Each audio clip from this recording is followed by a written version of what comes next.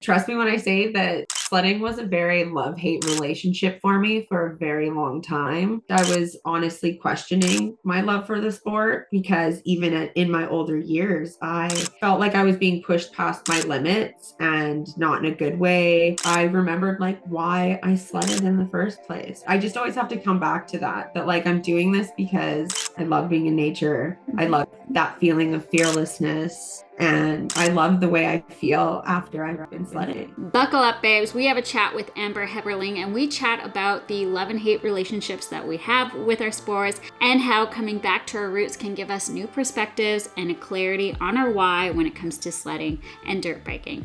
I'll catch you on the other side.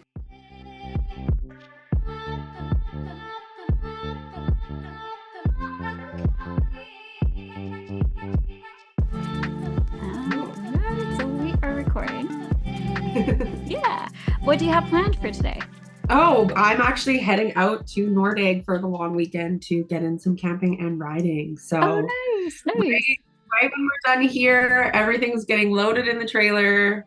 Oh, And yeah, hope good weather. It might rain. okay. Okay. And when you say riding, quadding or boating? Yes, quadding, Okay. quadding. Because you've been boating quite a bit. I know now that I live like full time on the water, like it's almost essential to have a boat and to be out on the water. That's just the thing to do. But yeah, so lots of like fishing, wakeboarding, tubing. It's been really nice. Yeah. Yeah, all the things. That's actually what I grew up doing. So, like, yeah, part of me is like, it does miss that, like lake life, boat life. Right. Yeah, so I love that. I love that for you because it's a lot of fun. And so if you're living there full time, then winter, like it freezes, Mhm. right? So then you can like also sled on it, or you could like ice fish and all that stuff and ice Yeah, skate. it's a really, really popular fishing lake because it's Okay. not the cleanest water. But yeah, people like ice fishing is just constantly out on It's a this. thing. Yeah, it's a big thing. Yeah, no, it's and see, I grew up the opposite of you. Like, I'm not really a water person, Yeah. and so I'm like coming into it and like learning to find parts of it that I enjoy. So Yeah. It's good. fun. It's funny that you say that because yeah, I was like a water baby, but now that I'm older, like I don't want to go in the water. Like by all means, like I love being on the water, but like when it comes to being behind the boat or like getting wet, I'm just kind of like, yeah, no. That's fair, and at least you have kids that they're still Yeah, like active to do it. I'm the totally. one who's like, I want to get flipped on the tube. Yeah. Uh, okay, well, I'm going to start this podcast.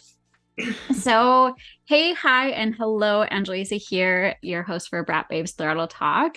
And I'm so excited to be sitting down and talking with Amber Heberling. And did I say that right? Yes, you did. Yeah. Okay. Yeah, good job. Um, so always butchering names. But I've had the pleasure of getting to know Amber this past winter, and we chatted all things snowmobiles, quads, goals, and content creation. And I love everything that Amber is doing to advance in her career in small engine mechanics and also progress in her sports. She has some very big goals, and I'm just so excited to sit down and chat more with you. So, hi, Amber. Thank you so much for joining me today. Thank you for having me. I'm honestly so honored to be able to sit here and chat about all things that I love. Yeah, yeah. I love that we can discuss our passions together. It's yeah, Mhm. honestly the best thing. And I don't know for you, but I feel like I don't have a whole lot of people, so it's really cool to like connect with women like yourself and Right. chat about all these things. Yeah. No, it's amazing to be able to interact with, there's so many more females in the sport these days, and to find like-minded women is just, it's awesome. Yes. Yeah, absolutely. All right. Well, let's just jump right in. Why don't you introduce yourself and let us know where you are coming from? Right. So, hey everyone, I'm Amber Heberling, and I'm coming to you from Lake Isle, Alberta, Canada, which is about an hour west of Edmonton. Hmm. Do you travel into Edmonton often? Yeah, so I actually work in Spruce Grove, which is like 20 minutes outside of Edmonton. So I'm doing about an hour commute each way. Each way, so 2 hours total. Yeah, it makes for Whoa. some long days. That Yeah. was the sacrifice of Mhm. living on the lake full time, but it's Yeah. not bad. It's all highway driving, so it's just a straight stretch. It's pretty quick when it comes to that stretch for sure. Yeah. Hmm. Oh, awesome. Okay. Well, and we were actually just talking about lake life Yeah, before we started this podcast, and you were saying that, you are just starting to get the feel of lake life. yeah. And tell us, because we are in summer season, what have you been up to this summer? Right. So if I'm not quadding, then we're definitely on the water, fishing, tubing, wakeboarding, just lounging, sunbathing really is my favorite probably sport. Water Yeah. sport is sunbathing. Yes. Yes. So yeah, if that's been honestly keeping us busy. It's hard. We like I live right in front of the boat launch. And so like you can see when people are putting their boat in. So you're like, oh, like no one can ever really go boating without you knowing. And then you're like, oh, I'm gonna come too. That sounds like so much fun. For sure. Oh, that's awesome. Okay, well, we're gonna actually go back to last winter, and we're gonna talk a little bit more about that, and then we'll slowly get into some goals and that sort of thing. So, how did your winter season go? Right. Well, last season it was a late start, which I think was the same for everybody just because it was such a late start to the snowfall. So we Mhm. were all kind of waiting. Usually I am like always first trip to the mountains is November. And this year, like my first trip wasn't until the end of December. So it was like quite a late start. Right, right. Where was your trip in December? Sycamoose. Yeah. Sycamoose. Okay, okay, Yeah. cool. Cool, cool. And so where do you usually go in November? Like where's the snow at happening? Usually Revelstoke and Sycamoose is like closest that it gets the snow first. It's just Okay. higher in the mountain Yeah. elevation or elevation. Yeah. Yeah, yeah, yeah. Okay, cool. So because you had a late start, so sledding started around, I guess, end of December, early January. Hmm. Hmm. Yeah, yeah. And so how did the rest of the months go? Good. I was able to like, every other weekend I'm aiming for a trip to the mountains. And yeah, I've got a lot of good days in and the machine ran well. I didn't have problems, which was amazing because the season before it was like constant problems. Okay. So no, it was good. It was Okay. really good. Awesome. Great. And so you did put in quite a few trips. Last I talked, you did a couple trips to Sycamoose, and then you did a golden trip as well. Mhm. So where have you been to anywhere else? Yeah, I ride Belmont a lot. So Okay, Belmont's Belmont. the closest to me. So Okay, 5 hours to Belmont. okay, But that was one of my goals this past season was I really wanted to start like going out of my comfort zone and riding new zones and exploring new territory. And I really did that. And honestly, once I started experiencing Sycamoose, I made 3 trips there this last season and just fell in love with it. okay. What Mhm. would you say would be your favorite zone just from experiencing so many last year? Right, 100% Sycamoose, Okay. Eagles Pass kind of gives something for everybody. Yeah, it's it's good. I don't Yeah, even know. yeah. I don't even know how to say it or how to describe it, but I it's um I was gonna say I went to Sycamoose and I did a job there actually for Steffi Schwartz for one of her clinics, and I captured photos and videos. So I didn't get to ride in that zone, but there was a zone. I want to say it was Eagle Pass with all the burnt trees. yeah, that's what I'm talking about too. It was my favorite. Yeah, that was so cool. It was so cool that you could like pick your line basically so far Right. ahead and like zip I was through the trees. sorry. I was gonna say that yeah, that's why I love it. It's like the perfect tree level riding for me right Mhm. now because it has that burnt forest has such nice widely spaced trees. So it definitely is such a great spot to start tree riding in. Yeah. Yeah, I agree. I am not a strong tree rider by any means. So I felt a little bit more, oh, what's the word? Like not resilient, but I guess just like, okay, well, it won't be too bad if I hit this tree. Can kind of see where I'm going. I don't know. Right. Yeah. Yeah. Yeah. Oh, that's so cool. Did you attend any events this year? Yeah, I actually did. So locally, I attended a ladies' ride in Alberta Beach, hosted by the Alberta Snowmobile Association. Okay. And then I did a ladies' ride in Sycamoose with She Throttles. Oh, awesome. Oh, I love those girls. Yeah, no, it was such a great time. And it's just amazing, like we were talking about earlier, to connect with like-minded women and build like genuine relationships with them, and being able to ride with women that are feel the same way about you. There's almost this like back and forth kind of push, right? Yes, Like yes. you do something, I want to do it too, and like it just really, it's inspiring. It's inspiring Mhm. for all those other ladies. Yeah, there's definitely a different vibe when it comes to riding with women, like-minded women, Right. and versus like your partner or like some of the dudes that you ride with. And even though they're like super sweet, gentle human beings, sometimes you do want that push. But I find like it can be with well, let's say my partner, it can be a little bit of a like, head Yeah. butt, right? But then when you're with the girl Relate to crew, that. yeah, with the girl crew, it's like a little bit more like a friendly competition and everyone's like cheering each other on, which is like more my 100%. jam. Yeah, no, I 100% agree with you on that.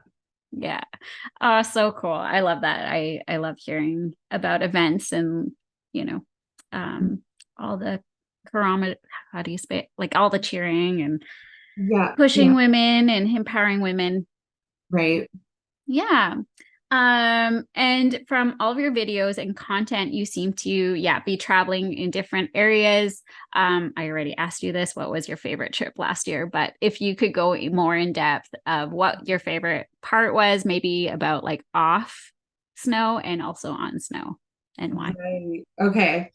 So I know my favorite day from last season, and I'm sure other people can relate to this because you usually only get one of those like perfect riding days a season. It's where like it's a bluebird day and the snow is like handlebar deep, like the rare cases, because a lot of the time when you're riding, like the weather doesn't always cooperate. Um, so yeah, it was on one of my trips to Sycamoose, and it had just snowed there for like a week straight. It was the first Bluebird day, and I remember getting like first to the parking lot that day, and it was like the parking lot had feet of snow. It was like one of those epic days, Right. and first up the trail that was like perfectly groomed. And then it was honestly endless snow all day. And it was one of those days that you didn't stop until you ran out of gas and were like forced to stop. But yeah, it was 100% one of my best days last season. Oh, that's so awesome. Endless pow. And Mhm. so did you run out of gas then? 100%. Yeah. That's the day when it's like I hope we can make it back to the truck because we're out of the spare fuel. Like because I bring fuel up with me, so it's like you've gone through the fuel. Wow, that's crazy. Burned Yeah. the gas. Oh, that's so awesome. And then, so did you stay in like hotels or do you stay with buddies? Right. What's Usually the, hotels. yeah, okay, cool. Cool, Mhm. cool. So was there like yeah, hot tub or anything that you could like max and relax after? Yes, 100%. Hot tub is always like a necessity for the joints after a hard day. Totally. It's like the key to like avoiding sore muscles. Yes. So you Yeah, can send it again the other or the next day. exactly. I know there's been a couple times where like the hot tub hasn't been working, or like I've stayed at a place that had a hot tub and you're like, oh my God, I ache. Like you like ache. Yeah, yeah, for sure. Oh man. Oh, that's so awesome. I love hearing that. And since you've been documenting your trips, you started a YouTube channel. So all of you that are listening or watching, go hit that subscribe button for Amber. I'm going to have a link on this video here. And you and I chatted. You had a few goals, and one of them was creating videos. So one of the things you implemented was filming everything, like literally everything. So how Right. did filming go for you this winter season for sledding? Right. So I actually am quite a creative person. I like to think that I can feel inspired anywhere. And I really love capturing moments in time. I feel like it's a memory log that you get to revisit whenever you want. Mm-hmm. So I actually initially contacted you because I had already been capturing photos, editing them for a few years, but I wanted to expand into videos. Mm-hmm. And with your help, like honestly, I felt like that adjustment from photos to videos was quite natural. Yeah, yeah. And you have such natural talent already. Like, I feel like you've already were doing the things. It was just like packaging them together, you know? Exactly. The chaos of my ideas everywhere. You were like, okay, let's categorize them and organize these thoughts so that you can produce them for the world. Yeah, for sure. And I think, that's just it. It's like, yeah, it's great for YouTube to, like grow an audience over there. But really, at the end of the day, at least this is, you and I sound very similar in this, where at the end of the day, it's just like making memories, basically, and there are videos that I created years ago, like 2018, 2019, and then one of my dogs, she passed away. And so I was actually revisiting a video of her and I going for a walk. And it was almost like I relived that moment of like being with her. And it was like so special. And I was like, oh, I'm just so happy I was able to capture that, to go back in time. There is something to it, when you do want to log those memories. You nailed it when you said logging in those memories. Yeah, it's literally like having your journal that because you get to have so many like highs and lows with Mhm. life, and even the lows teach you lessons, and Mhm. to be able to like look back and laugh and smile or just feel Mhm. something is really why I love capturing things. Yeah. Oh, I love that. That's so awesome. And any challenges you faced when it came to video content? Right, 100% learning new editing software. Yes. That one, there's so much to it. I commend anyone. I don't think of myself as a tech person. It is challenging. And like even learning photo editing softwares, like that took years and years. And so to go into a whole nother realm it still can have its challenges, but Mhm. it's all just practice. The more you're editing, the better you get at editing. Yeah. It's just like sledding, like the more seat time you get, the easier it's going to get. I shouldn't say easier because sledding's like not always easy, but uh, awesome. And what can we expect this winter season from you as far as like video content goes? Right. So I want to continue showing my everyday adventures, the behind the scenes, the highs, the lows. But I would also really love to continue with some of my mechanic videos. Mhm. So as you said before, as other people might not know, is I'm apprenticing as a power sports mechanic and I've always wrenched on all my own machines. So I would love to share more tips and advice on caring for your own machine.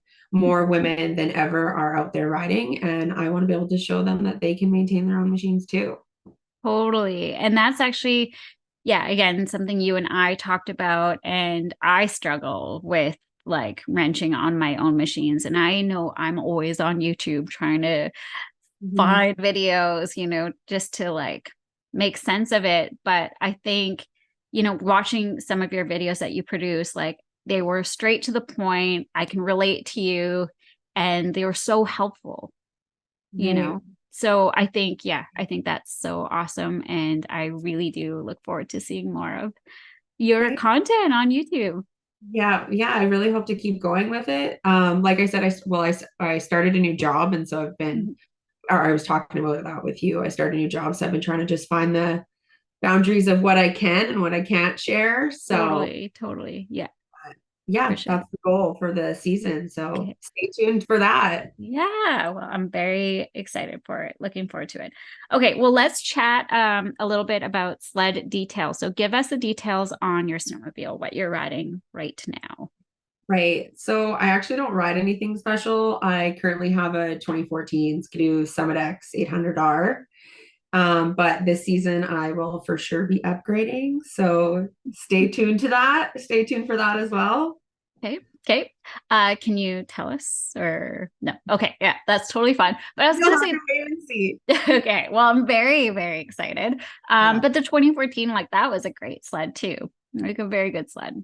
Mhm. But Yeah, I've always been like, oh, I ride an older sled and stuff like that. And then I watch like old videos of like guys sending it on like the old like hood style sleds. And I'm like, if they can do that, I can do this. So yes, yeah, yeah. it's definitely made me a better rider, I say. Because when I get on a newer sled, I'm always like, wow, like the skills that I have are so much more like I can just push myself even farther. So I'm just really excited for that upgrade. Yeah. Oh, for sure. And that's going to be like such a huge upgrade too, you know. Yeah. So what is one snowmobile accessory or modification that you do not ride without? Right. 100%. I would say like having the right handlebar height. Okay. Um, I like can't stress it enough that having your machine set up for you makes sledding so much more easier. Hmm. Hmm. I remember the day I first like got smaller risers for my handlebars, and it was like instantly I could hold my carves. Like instantly. It was like night and day. And it's something that I have like just a full setup that I would just pick up and move to my sled. So it's like my setup. It Yeah. comes with Yeah. me no matter the sled. It's set for me. Totally. I also did get more narrower bars as Okay. well, just because like so it's a little bit of a better stance um, for smaller women riders. Hmm. So, how many risers do you have? How many Do you? risers or Yeah. are you asking the height? Or sorry, height. Like, what's the height? Yeah. Right. I want to say I have a 4, but a 4 inch, but I'm pretty sure I could go down to a 3. Okay.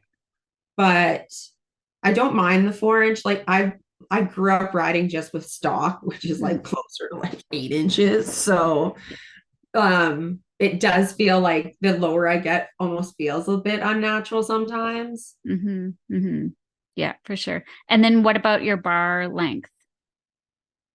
I don't know the length, but they're the Kasturki bars Oh, from Cheetah Factory okay. Race. I remember Julianne from She Shreds was like, if I could design a perfect bar for me, this would be the setup I would have. And I got it. And like I said, instantly it was like night and day. Mm-hmm. Mm-hmm. Yeah, narrow bars do help because we're not as Broad. broad as I'm like trying to explain that. We're not like this. Yeah. Awesome. And let's just chat a little bit about when did you start sledding and how long have you been sledding for? Right. So I've been sledding since before I could walk. Both my Okay. parents loved sledding, so naturally our family adventures revolved around the sport. As a kid, that entailed sledding the local trails to the nearest cabin, but by the time I was 15, I was invited along for the occasional mountain trip, where I'm sure, as most people can agree, that once you get a taste for the mountains, nothing really compares. Mhm. So since then, I have been riding on and off again throughout the seasons, but sledding always finds its way back to me. So 15 years in the mountains, but Wow. yeah, 15 years backcountry, and I guess 20 some years. I think I had my first sled by the time I was 2, the little kitty cat. And Aw. then by the time I was 7, I was on a full set size, like 500. So Uh, moved I up. love that. Yeah. That's so fun. So, getting into the sport, it was basically family that kind of just brought you with. You had no Right. choice.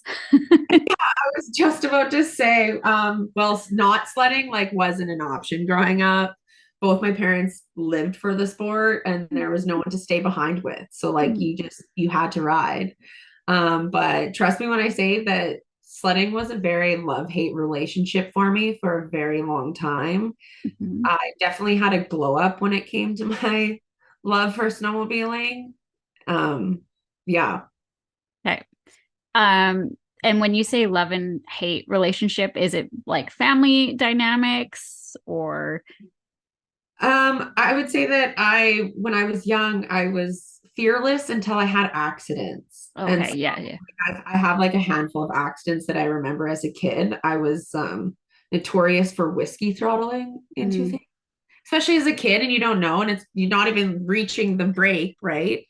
And You so you after 2 accidents, I scared myself really okay. bad. And I think that fear kind of stopped me from enjoying it Mhm.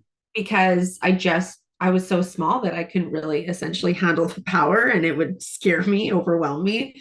I remember this one time as a kid that I whiskey throttled like off a jump, landed it. I was like 8 years old, and my dad came up to me and he was like so proud. He was like, "That was so cool." And I like pull up my helmet and I'm crying, being like, "I don't want to ride Oh, anymore."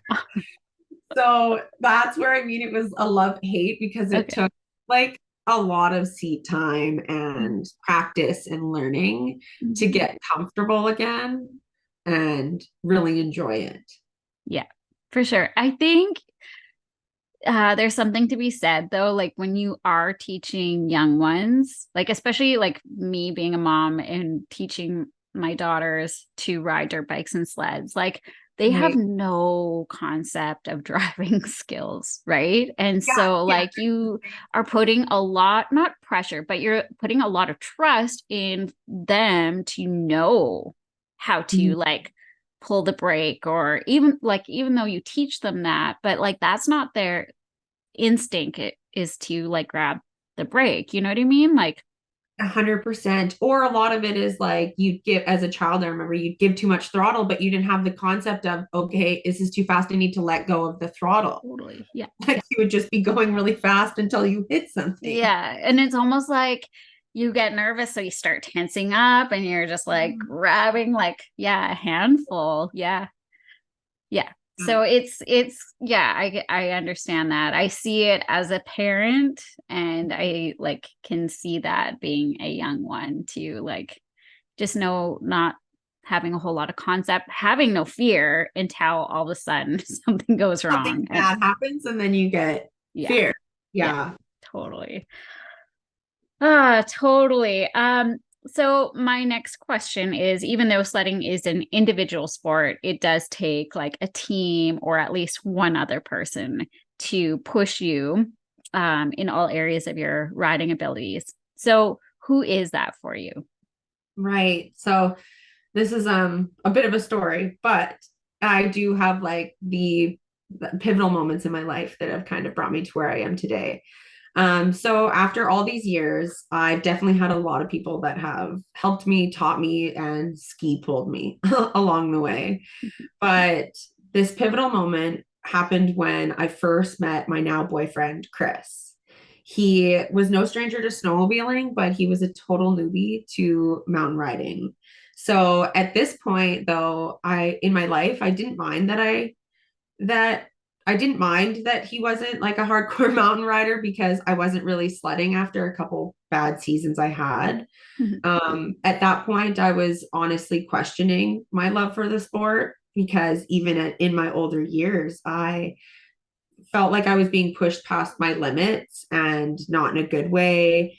And the people that I was riding with were really about the fame behind the sport, and they didn't really have time for less experienced riders, which became really defeating and kind of sucked out the joy of this like lifelong hobby for me. So I was kind of like in this point where I was like, is this really what I want to do? Because I was just having bad trips and I was Mhm. questioning for sure. So flash forward and I meet Chris. And after a short period of time, we decide to borrow some sleds for a day and just go for a local ride. And that brought me back to so many like good childhood memories and stuff like that. And I remember asking myself why I ever stopped. So, of course, a couple months following that trip, both Chris and I had bought a couple older sleds and we're planning Chris's first trip to the mountains. And I'll never forget that trip because the snow was so deep and it was stuck after stuck after stuck. But through that all, it was really amazing because I got to experience mountain riding for the first time again. Mm-hmm. And that was through the eyes of Chris, because through his eyes, it didn't matter where we were going, how fast we were going. He was just in awe of being like in the mountains, in the some of the most beautiful places in the world that you can't access without a snowmobile. Mm-hmm. And on that trip, I remembered like why I sledded in the first place, why I loved sledding in the first place. And after that, it definitely reignited my spark. And especially coming back into it, like as a mature adult, I would say, after like we're spending a whole life riding, teenage years, young adulthood riding, and maybe doing sledding for the wrong reasons, then coming back into it as a mature adult and like really understanding that I was riding for me.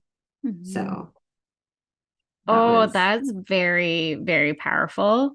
I think that a lot of us can relate to that. Um, I think that, social media can, put a lot of pressure on a whole lot of us. And sometimes when you don't find or connect with some of the riding crew, or they have like different values or different goals, it yes. can really deter or like taint some of your riding.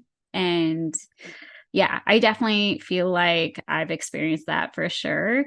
But I love that you were able to come back to your roots and just be like, this is why. Like, Mm-hmm.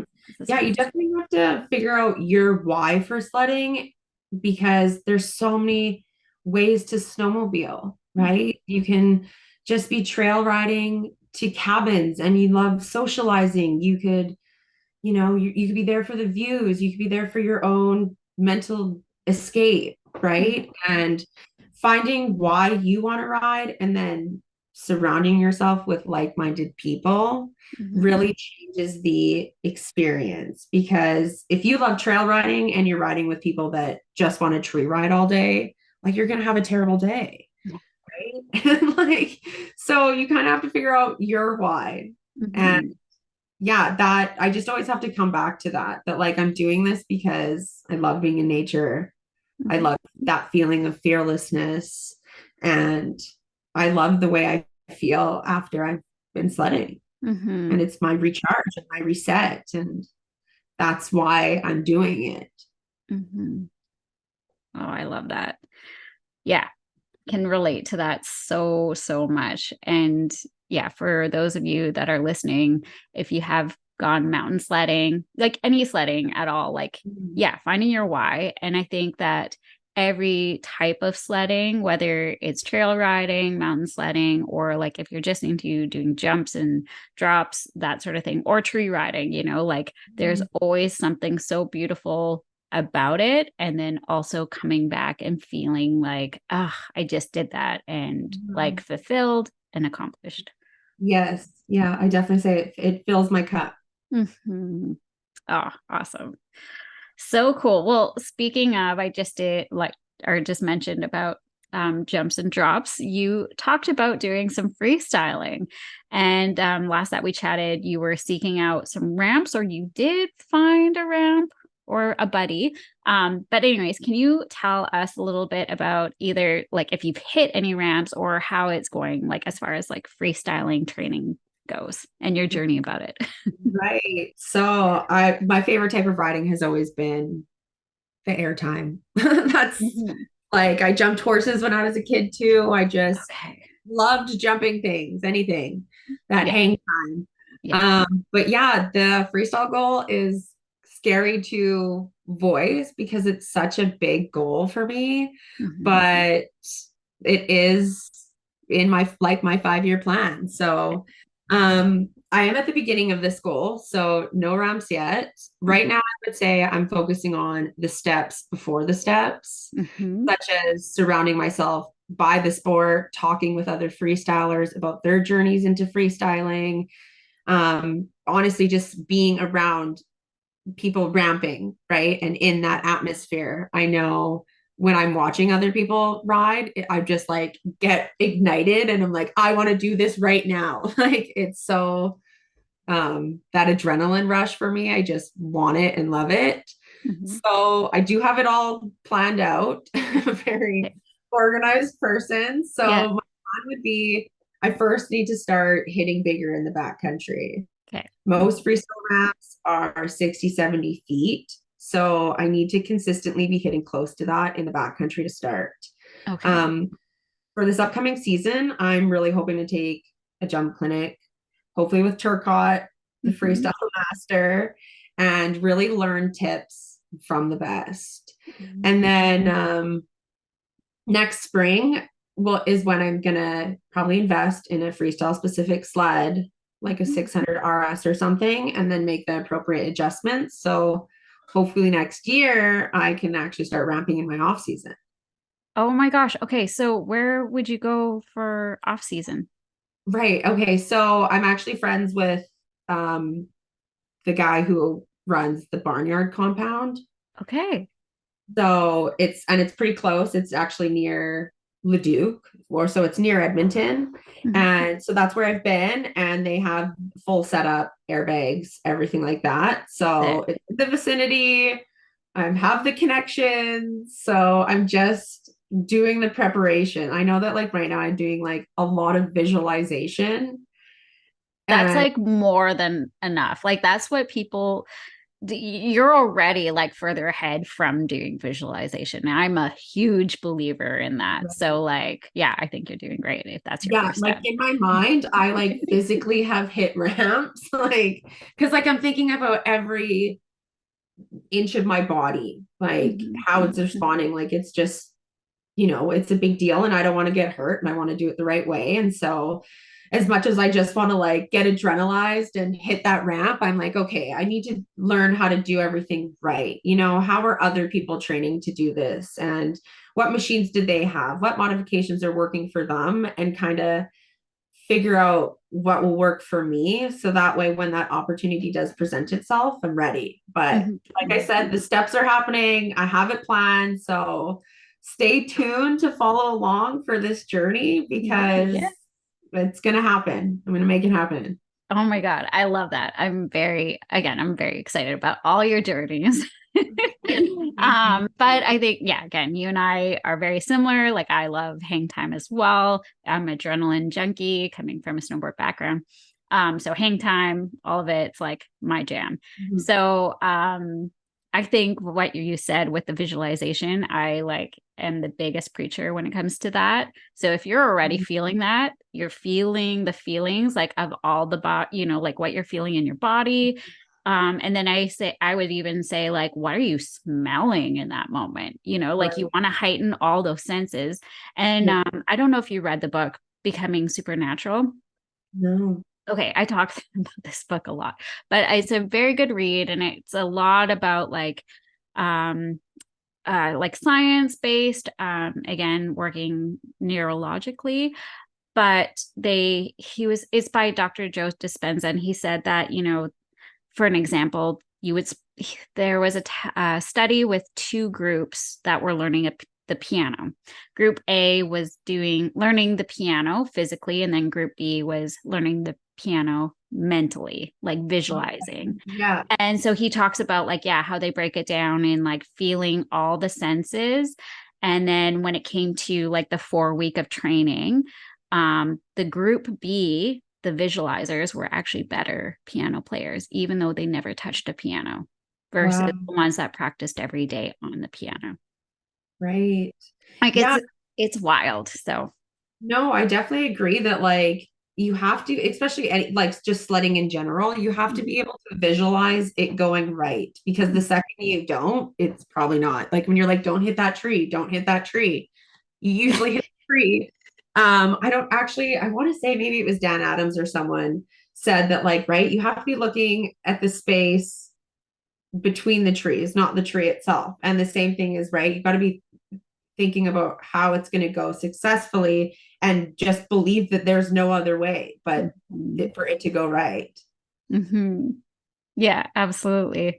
Ah, so cool. Well, I'm very, very excited Yeah, for you. hopefully. And I secretly want you to, we need to like connect and ride because if that's again what I'm all about. I'm not the biggest fan of traveling too far in the backcountry, and all I want to do is just like set up camp, build jumps. Like so Yeah, if that's you're ever totally my vibe. down, I'm like, oh, I can have the best day just hitting jumps all like the same jump all day. And I'd be like, that's the best day that's ever. yeah, that's my perfect day. Like that's my day. Like I know everyone has like their own like what Mhm. fills their cup, and mine is just like grabbing a bunch of girlfriends or like a bunch of friends, and we just like build a ramp together, or a ramp, build a jump together, Yeah. and like just have fun, like and learning other new things, helping each other out. So Yeah. yeah, Yeah. so we should plan that. 100% I'm so in. Awesome. And I'm sure my good friend Steph Sweezy, she's a big jumper as well. Oh, So, and yeah. she's like the perfect person to like learn that stuff with because she's been sledding for forever. So, very helpful in that. Okay, so you talked about your local riding area, but I'm just going to ask again, what is your local riding area?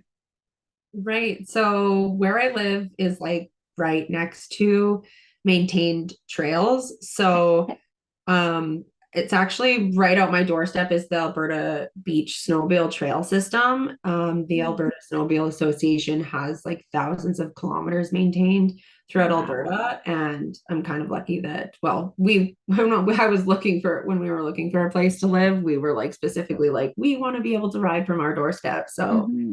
we sought out being next to a trail system. So that's like if I wanted to go for an evening like ride for an hour, like I can literally hit the trails. You can go to the local pub, you can eat. It's so much fun, especially when the lake freezes. It like Mm-hmm. widens your area of places to access out here. Mm-hmm. That's so awesome. I love that you could just like, you don't have to load up. Well, Mhm. maybe you do. Do you have to load up? No, you just like ride from your, say that again. Sorry, quadding. Yes, yes, I have. Okay. But Okay. But like with sledding, like if you're hitting up the local trails, and actually, um, does that open up in the summer for quadding? yes, it does. And they've actually this season put a lot of work into the system. So I don't think it was maintained for a while, and there were some like big hole, big holes and swamps to get through. But Right. they have done a ton of work this season, and it is somewhat accessible. There's, like I said, there's thousands of kilometers, so some of it becomes very overgrown and unmaintained really fast. And I'm kind of on the end of it. So like, and I ride a race quad, and so it's a little skaggy near my place. So I have to kind of wait for that like in between when the ground freezes for me to be able to quad straight from my door. But Gotcha. not, it would honestly be like a 5 minute load up and trailer to get to like a different access point to the trail I system. see. I see. That's cool. I love that. I love that you can do both like the sledding and quadding. Like it's like year round. Yeah, it never ends. I don't ever get a break, which I want, which I love. Yeah. If I had it my way, I'd have one of every toy, Yeah. like pit bike, dirt bike, 4x4, all of it. I'd have everything. Oh, yes. That's what I say all the time. If I could have it all, I would. Yeah. Really would. Okay, well, let's chat a little bit about off snow events. What do you do mentally and physically to prepare for a big day of sledding? Right. So mentally, I usually have a few things I tell myself when I'm feeling anxious. I tend to think a lot about the what ifs, and especially this last season with the constant high avalanche conditions, Mhm. my thoughts would always kind of take over. So I like to say to myself as many times as necessary that I'm educated and I am in control. Myself and almost everyone I ride with has taken their avalanche course, and that gives me peace of mind that not only can I save you, but you could save me if something Mhm. were to go wrong. And I tell myself that at any point, if I don't feel comfortable or something looks unsafe to me, that I have the power to adjust. And Then I probably usually start with telling myself that I'm a badass and a hype talk all the way to the staging area. But yeah. And then physically, I would say at the bare minimum, I do not go sledding without my foam roller. And I use it every day after sledding. It's such a like it's painful, but such a treat after. Yeah, I like cry, but it saves me the next day. Totally. Do you have like a little one that you bring? No, You well, it's bring the big, like the yeah, yeah, yeah. yeah, I do. I'm one of those people that's like it's part of my like I'm carrying it into the hotel with my gear bag, but it comes. It has to come. Oh, I love it. Absolutely love it. Oh, that's so cool. So, do you Mhm. have a workout routine or stretches that have helped with your sports? Right. So with most sports, you kind of have to be all around athletic. I would say mobility is the most important. I mean, if I can't swing my leg over the seat or balance on one leg on a running board, then I'm in trouble. Mhm. Next, I would say cardio. It's important to have the stamina. I don't know why that word is bothering me. That's okay. I can't say most words, To anyways. make it through an aggressive day of riding.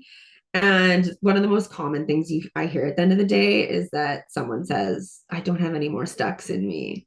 Mhm. So cardio definitely can help with that. Mhm. I find strength training is also really necessary. Getting out of the stuck can require a whole other level of strength. So for myself, I like to balance my workout routine with some yoga for mobility, running for my cardio, and then lifting weights for my strength training. But I would still say that my foam roller is my biggest ally. Mhm. Okay. Yeah, foam roller. Yeah, that's what like if I had nothing, if I had to choose one thing, I would say my foam roller. Yeah. Yeah, totally. And I am all about what goes behind the scenes and what we do outside of our sport. So, what do you do for self-care? Right. Well, like I just said, I love to do yoga, not only for the mobility side of things, but the meditation side of it as well. Being outside in general is probably the biggest therapeutic thing for me. It's the reason why I love motorsports so much, but honestly, anything to do with animals and nature like soothes my soul. I really enjoy like camping, hiking, fishing, boating, hunting. So that is really what I'm doing to self care. Okay. Yeah, so just getting outside, breathing the fresh air. Listening to the birds, Totally. feeling the sunshine. When I Yes. don't feel the sun, my body is unhappy. Yeah, I am the exact same. And there's something to be said about like, I'm such a sucker when it comes to hearing birds chirp. Even though they wake me up in 4 in the morning, like I absolutely love it. Yeah, I All do. right. Yeah. Let's get into some challenges, struggles, and pains because we all face them individually, differently, uniquely. What is one thing that you've struggled with or are currently struggling with when it comes to sledding? Right. So I would say the comparison side of things for sure. Mhm. I have lived and breathed this lifestyle for my entire life. And sometimes I feel like I should be farther along, or Mhm. I may be envious of the opportunities I've never had. Mhm. And then, even though these thoughts exist, like I'm lucky enough to have the skills to know how to kind of fight them back. So I remind myself that I'm riding for me, no one else, just Mhm. me. That's all that matters. Whether this goal happens or that goal doesn't happen, my cup is always getting filled when I'm sledding. Yeah, absolutely. And I love that you come back to that is like, I'm just doing this for me. No one Mhm. else but for me. Yeah. Yeah, that's cool. Have you had any injuries that have set you back? Yes. Sorry, I'm laughing because I've had so many injuries to count. My body aches all the time. That's not a good thing. But to get really good at something, you first have to get really comfortable failing at it. Mhm. My knee learned this the hard way. The damage it has endured has caused some extenuating problems. I may have a little bit of like foot ankle paralysis in my one leg. Like I just Okay. can't really move my foot, but that's fine. The healing process is like a work. It's working. So. Work in progress. Um, but yeah, I'm just working hard with like my physio, my chiropractor to get my knee up so that when I do start ramping, it can handle that impact. But yeah, that's my biggest injury that I'm facing right now. And I wrap it, brace it, ice it, foam roll it, Mhm. everything to keep me riding. Yeah. Well, it sounds like you're doing all the things to push through, push through the pain. Get it back. For sure. And how about some wins? Do you have any wins that you would like to share? Any successful years of sledding, or like a day that felt like was one of your like best days out there? Right. Wins this last season were definitely when I started to have the courage to hit jumps and drops myself. So usually I'm someone who's like, if you go first, I'll go next. I want to like watch how someone does something. But as I've gained confidence, I've realized like that first hit is usually the best hit. Mhm. So yeah, just having the confidence to be able to start to find my own features and safely hit them. So probably one of the highlights was the first time like I scoped out my like a drop and hit it myself. Was I was like so stoked that like I did that and didn't, need someone else to hit it first to be safe. Yeah. And do you have any other hobbies outside of sledding? Well, obviously, when there's no snow, I'm quadding. So Mhm. I have a Honda TRX 450, and there's tons of great trails to ride in Alberta. So I'm doing that. If I'm not sledding, I'm quadding. And like we've talked about, because I'm living on the water, I'm spending a lot of time boating, fishing, tubing, wakeboarding. So honestly, just being really active is like a hobby for me. Yeah. That's cool. And so what about like in between season, like the November? Like I know you can sled in November if the snow is good, but like what do you do for the month of November? Right. November. Well, like I said, honestly, my sledding and quadding always Oh, overlaps. they do. Okay.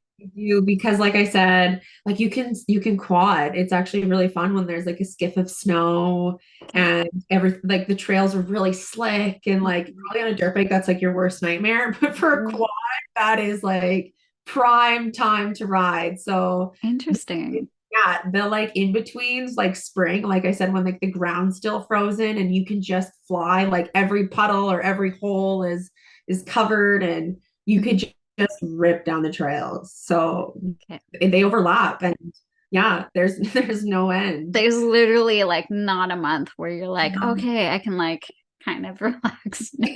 No, the riding never ends. Yeah, it's always because right, like you'll still be sledding in the mountains, but Mhm. like you can't be sledding at home, but you'll be quadding at home. So like Mhm. it's always overlapping, and then I guess my time off would be when something breaks and I gotta repair it. That's when I mechanically take a time off. But Yeah, yeah, I have a variety of toys to choose from, so that's there's cool. always something. There's always something happening. Yeah, for sure. Oh, I love that. Okay, well, let's chat future Amber. So, what are some goals that you have for the next 2024 season? Right. Well, like I mentioned before, I definitely need to be upping my air miles. I need to be hitting bigger and more frequently if I'm going to be reaching my goal of ramping one day.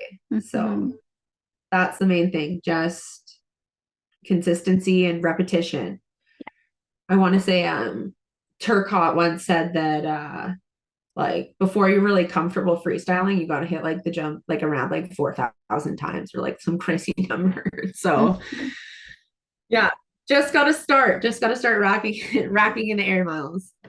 And something that I think a lot of us don't like necessarily have, like we don't have it in us, but actually taking the time out of Mhm. your sledding day to build that jump and to session it. Right. Like a lot of us are, oh, but it's such good pow today. Like, let's just go ride instead, or we'll build the jump later, but then you're too tired to do it, like Right. actually like spending that day picking that day and just being like, I'm only focusing on this day, like this Right. jump on this day. Yeah, I definitely agree. A lot of people don't realize that like you got to kind of take the time to run drills. Like that's the Mhm. only way you get good at it is right. Like even when you start side hilling, like spend a whole afternoon just going back and forth over and over. And Mhm. that's the only way to kind of get good at these skills is to try and try again. Yeah. Yeah, I 100% agree. I love drills actually. I think I'm kind of like maybe the only person that I was likes. just about to say, I don't know if I love drills, but like I make myself do drills. Yeah. Yeah, no, for sure. They Because are my important. squirrel and I'm like, oh, look at that over there, look at that over there. And I'm like, no, okay, do this many times. And then you can go like wander that way. Yeah, no, for sure. So we are gearing up for the fall. Do you have anything planned? Right. Well, like in October, November, I do hunt. So Okay. that takes some time. So it just depends on like how fast you get an animal for how much Yeah. you're hunting out hunting. Cause I'm not really hunting for sport. I'm hunting for meat in my freezer. Yeah. So Yeah. sometimes you can get your tag like your first trip out, and sometimes you don't get it at all. So Right. that takes up a little bit of time. But like I said, fall can kind of be the calm before the storm. Hmm. It's like the time to prepare, plan, and rest because like the second sledding is a go, it doesn't stop until the snow melts. Yeah, for sure. And because for you, you are traveling to different zones, and that does require a lot of driving, a lot of planning. If you're staying at hotels, I'm sure you have to be on it because some of those places, like Revelstoke, for instance, like Mhm. fills up so quickly, like as Yeah. far as like reservations go. Yeah, no, that's definitely been an upcoming, or it's been a challenge as they're doing the pipeline. So a lot of workers have been taking hotels, and hotel Mhm. prices have been skyrocketing. And if you're not booking in advance, like it's been harder to find last minute reservations. And you're Mhm. right, like when I'm going to Sycamore or Revelstoke, like it's an 8 hour trip one way. So like you're spending half a day to a day each way on Mhm. part of your trip. So like your 2 3 day trip turns into a 5 day trip. And like all of that takes time to be prepared. Right. Yeah. Mhm. Yeah, for sure. So lots of planning for you in the fall. Yes. Yeah, that's the time when it's like you kind of book your weekends, you know, when you're going to be making the far trips. And Mhm. then, but I like to go with like the snow. Like I follow the snow. I like to just be free. And then that way, like, there's good snow, I'm loaded up and going. It's that actually reminds me of like surfing, like you kind of follow like the waves, like where are the waves happening? Where's the, yeah, that's cool. Sorry, I don't know why I said that. It just reminded me of that. Like you're always chasing that Yes, wave. like that. You're always chasing like, yeah, again, the snow. Like On you're the going, cow days. And so like yeah, some people like are like, these are the only days I can go. I have to go. And I'm like, no, like if the weather's gonna be absolutely terrible, like I'm just gonna reschedule and try to get as many good days as possible. yeah, yeah, for sure. Would you say you put a lot of pressure on yourself when it comes to riding? Oh, absolutely.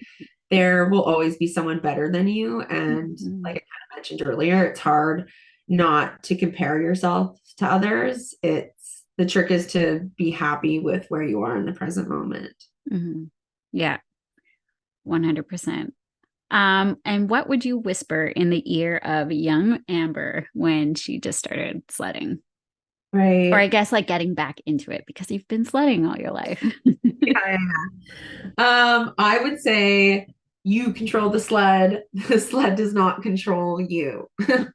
I would say that you are capable of doing this. Your sled is capable of doing this. So the only doubt is coming from your own mind. You have to respect your limits and not be afraid to ask for help. And most importantly, I'd probably say to ride at your own pace and that I promise it will get better. Oh, that's awesome. And any advice you would give to women who are just dipping their toes into the sport? Right. So I would first start by asking them this. I would say, if I told you that you could be amazing at snowmobiling with a snap of your fingers, but first you had to fall off 50 times. So the second you fall off 50 times, snap your fingers, you can sled. Would you still do it? Because I would like to think of sledding in that same way. You have to get comfortable being uncomfortable, and that takes time. That's all sledding really is seat time. You have to be fearless in every mishap because every single time you fall off, you are one more step or one more fall closer to mastering it. And you just have to believe in yourself. And again, like we said, that visualization, visualize that you can do it and you can do it. Mm-hmm. Yes, very, very powerful. Love it. Where can we follow you and your journey as an athlete? Right. So on my Instagram and TikTok, and then as well as my YouTube channel. Okay, and I'll have all of the links in the show notes and as well as on YouTube. Okay, so I have like a 5 question. This is like quick and snappy, whatever pops into your mind. You say it. Okay. Yeah. So wheelies or donuts? Oh, that's wheelies. Okay. Gloves or mitts? I don't know what the difference is. Is it the same thing? Oh wait, they are. No, no, no, no. Gloves are like the finger gloves, and You're then right. mitts are the like Okay, where then the gloves for sure. okay. Mitts, I don't know what I would do with mitts because like it's always on the break. That would not work. Yeah. Would you rather ride in -30 and sunny or low visibility with rain? Neither. I'm supposed to be answering this quick, and I'm like, None. -30 Okay. because I would say because the gear has come such a far way. And so if you have the right gear, it's manageable. And if you're like in the right spot, so you can like get out of that, it's not the worst thing. Mm-hmm. But being wet sucks. Yeah. Jump or drop? Jump. Yeah, definitely jump. Thumb throttle or finger throttle? Oh, thumb all the way. Okay, cool. Awesome. Well, that's it. That's the 5 questions that I have for you. I wasn't really good at the speed round, but It's okay. It takes time to like think because you're like, oh, what? Like yeah, could yeah, go yeah. either way or none. Awesome. Well, thank you so much, Amber, for again taking the time to do this podcast with me. I really do appreciate it. I value your time and I just absolutely love everything that you're doing. I love that you are starting your journey with video content creation. And yeah, you're just a phenomenal rider. And I love everything that you're doing. Thank you so much. I'm so honored and grateful for this opportunity, and Yeah. yeah, Yeah. look forward Well, to building jumps with you in the future. I was gonna say, so maybe we can even do like a YouTube collab on that because that I would be a would lot of love fun. it. Yeah, I would Yeah. love it. Yeah. Awesome. Well, have fun this weekend. You're Yes, camping. yes, riding, hopefully putting my body through the works. For sure. All right. Well, thanks so much for listening, you guys. And I will catch you on the next episode. Okay. Bye, Amber.